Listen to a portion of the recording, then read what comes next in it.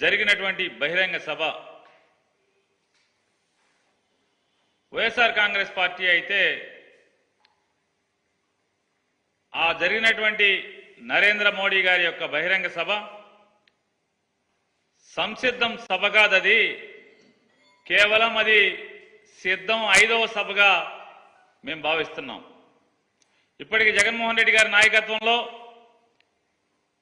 4 సిద్ధం సభలు జరిగినాయి. ఒకటి భోగాపురంలో జరిగితే, 2 దెందులూరులో జరిగితే, 3 రాప్తాడులో జరిగితే, 4వ సిద్ధం సభ మేదర్మెట్లో జరిగితే, 5వ సిద్ధం సభ వీళ్ళ ముగ్గురు కలిసి చిలకలూరుపేటలో పెట్టినటువంటి సభగా మేము భావిస్తున్నాం. ఎందుకు దాన్ని సిద్ధం 5 సభగా మేము భావిస్తున్నామంటే,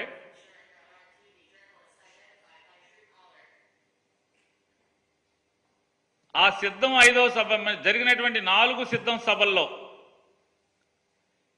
జగన్మోహన్ రెడ్డి గారు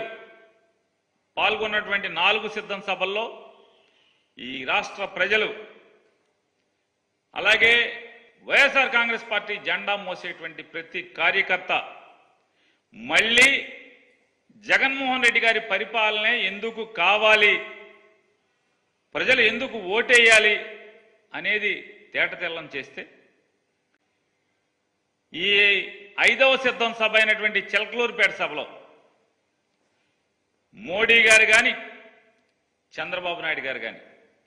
లేదా పవన్ కళ్యాణ్ గారు కానీ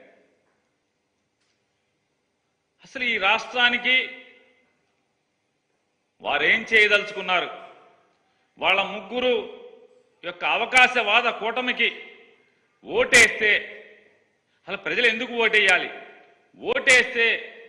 వారేం చేస్తారు వారు ముగ్గురు కలిసి ఈ రాష్ట్రానికి. అలాగే 2014లో వీళ్ళ ముగ్గురు కలిసి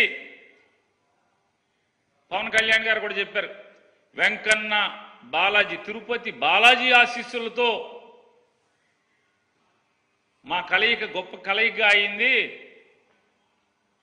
అని చెప్పారు. మరి 2019లో ఈ పాచిపోయిన లడ్లు ఇవాళ చిలకలూరుపేట సభకి ఎలా తాజా లడ్లుగా మారినాయో పవన్ కళ్యాణ్ గారు చెప్పాడా ఈ రాష్ట్ర ప్రజలకి? పాచిపోయిన లడ్లు 5 ఏళ్లు మారేప్పటికీ ఎలా చిలకలూరుపేట అంటే కాకినాడ నుంచి 5 ఏళ్ల క్రితం కాకినాడలో పాచిపోయిన లడ్లు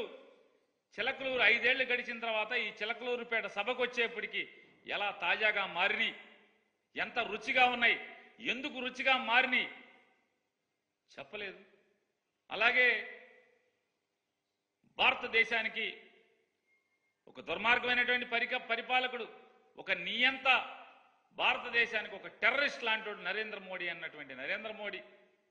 ఇవాళ చంద్రబాబు నాయుడు గారికి 5 ఏళ్లు తిరిగేప్పటికీ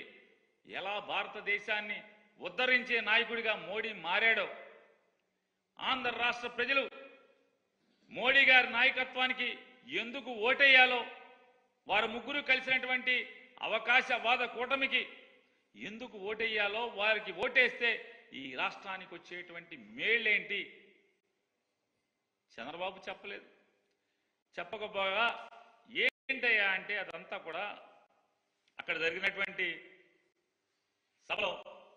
సిద్ధం 5 సభ చిలకలూరుపేటలో జరిగినటువంటి ఏంటంటే చంద్రబాబు నాయుడు మాట్లాడేది మొత్తం అంతా కూడా క్షమస్వత్వం అన్యదా శరణం నాస్తి త్వమేవ శరణం మమ అంటే, అయ్యా నన్ను క్షమించు, మోడీ గారు నన్ను క్షమించు, మోడీ గారు నన్ను క్షమించు, నా నోటితో నిన్ను భార్య లేదు నీకు, కుటుంబం లేదు నీకు, నువ్వు ఒక ఎదం చెడిన వాడివి, నువ్వు ఈ దేశానికి నష్టం, ఈ దేశానికి నువ్వు ఒక టెర్రరిస్టు, అరిష్టం, నువ్వు దుర్మార్గుడివి, పాపాత్ముడివి అని నా నోటితో తిట్టాను. కానీ అదే నోటితో ఇవాళ నేను ఏం మాట్లాడా అంటే, మోడీ అంటే అభివృద్ధి, మోడీ అంటే సంక్షేమం, మోడీ అంటే ఆత్మగౌరవం,